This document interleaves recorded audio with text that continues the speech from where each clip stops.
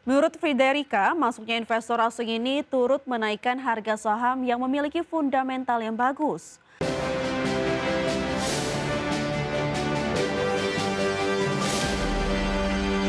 Pejabat sementara Ketua Dewan Komisioner OJK, Friderica Widiasari Dewi menyatakan pasca terkoreksi tajam, indeks harga saham gabungan telah mendapat respon positif dari para pelaku investor asing. Hal tersebut dibuktikan dengan adanya aksi beli atau net buy dari investor asing pada perdagangan kemarin yang mencapai 654,9 miliar rupiah.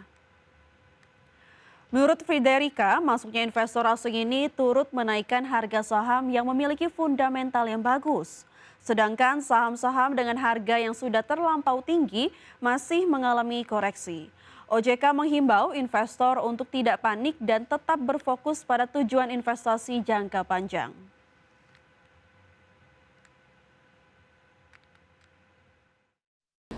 Ternyata setelah 4 hari asing net sell, pada hari ini asing mencatatkan net buy sebesar 654,9 miliar rupiah. Jadi ini berita bagusnya bahwa ternyata foreign buy hari ini. Pemirsa, BPI dan Antara menyatakan telah aktif membeli saham di pasar modal Indonesia. Adapun saham yang telah dibeli Danantara melalui manajer investasi, yakni saham yang memiliki portofolio positif, mulai dari valuasinya, menarik hingga cash flow dan fundamental serta likuiditas yang baik. Badan Pengelola Investasi Danantara Indonesia menyatakan telah aktif dalam pembelian saham di pasar modal Indonesia. Pasalnya, meski saham secara harian indeks komposit menurun, namun pergerakan pasar telah menunjukkan arah yang lebih sehat. Chief Investment Officer BPI Danantara Indonesia, Pandu Sahrir mengatakan, saham yang telah dibeli Danantara melalui manajer investasi, yakni saham yang memiliki portofolio positif, mulai dari valuasinya menarik, hingga cash flow dan fundamental serta likuiditasnya baik. Kita aktif partisipan membeli saham-saham yang tadi saya bilang cash flow-nya bagus, memiliki profil bisnis yang bagus, valuasi yang baik, dan juga perlu likuiditas yang baik. Pandu menambahkan, masuknya Danantara ke pasar modal Indonesia ini merupakan bagian dari sinergi bersama OJK dan Bursa Efek Indonesia dalam melaksanakan reformasi pasar modal, utamanya dalam percepatan isu transparansi kepemilikan saham dan free float yang menjadi perhatian MSCI. Jakarta, Rifki Anwardi, IDX Channel. Otoritas Jasa Keuangan menyatakan pertemuan dengan MSCI telah berjalan dengan baik. Dalam pertemuan tersebut, OJK dan pemangku kepentingan pasar modal mengajukan sejumlah usulan strategis untuk memperkuat daya tarik pasar modal Indonesia.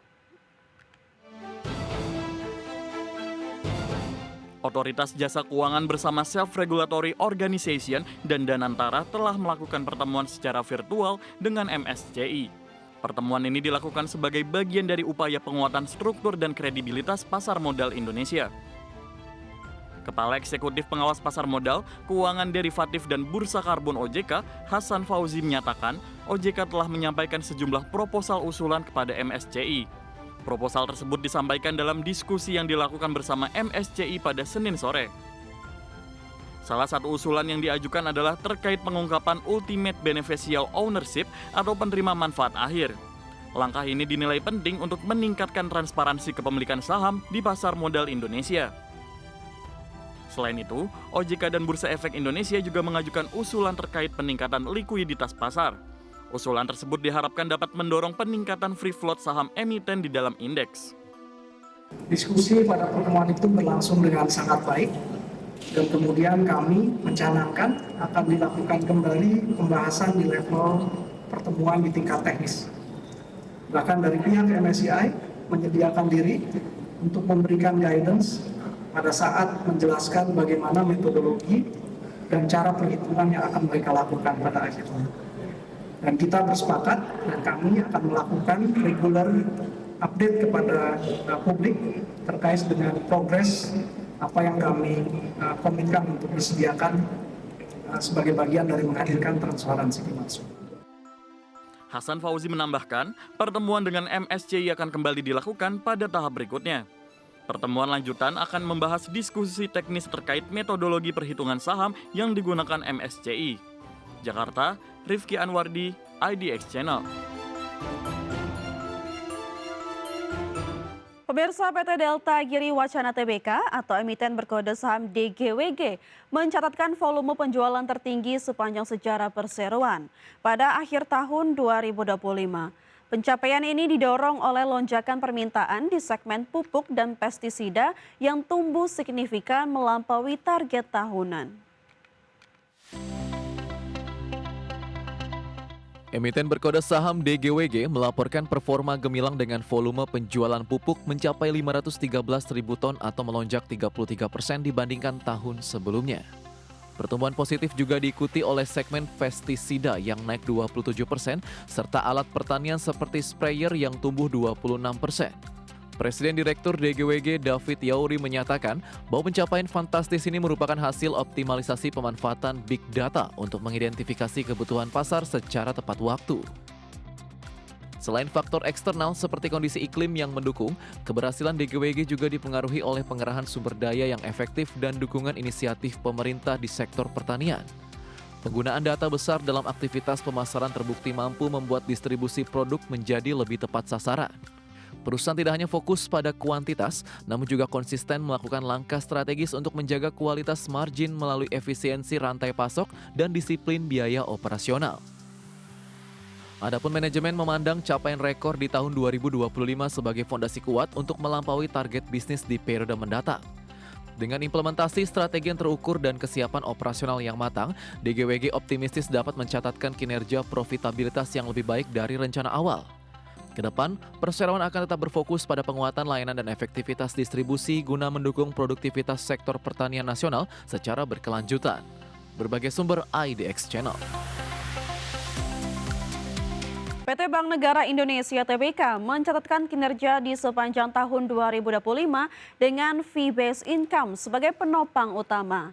Di tengah tekanan beban bunga dan pencadangan, BNI tetap menjaga pertumbuhan kredit dan dana pihak ketiga.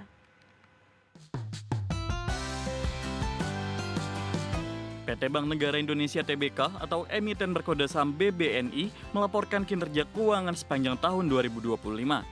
Pendapatan komisi atau fee-based income menjadi salah satu penopang utama kinerja bank tahun lalu. Secara konsolidasian, BNI mencatatkan pendapatan bunga bersih sebesar 40,33 triliun rupiah. Angka ini turun tipis 0,4% secara tahunan seiring kenaikan beban bunga. Beban bunga BNI meningkat 11,3% menjadi 29,06 triliun rupiah. Sementara pendapatan bunga hanya tumbuh 4,2% menjadi 69,39 triliun rupiah. Dari sisi biaya, nilai pencadangan atau impairment meningkat menjadi 9,72 triliun rupiah. Kondisi ini mendorong laba bersih sebelum pajak turun 8,2% menjadi 24,39 triliun rupiah. Meski laba tertekan, BNI berhasil menjaga kinerja intermediasi.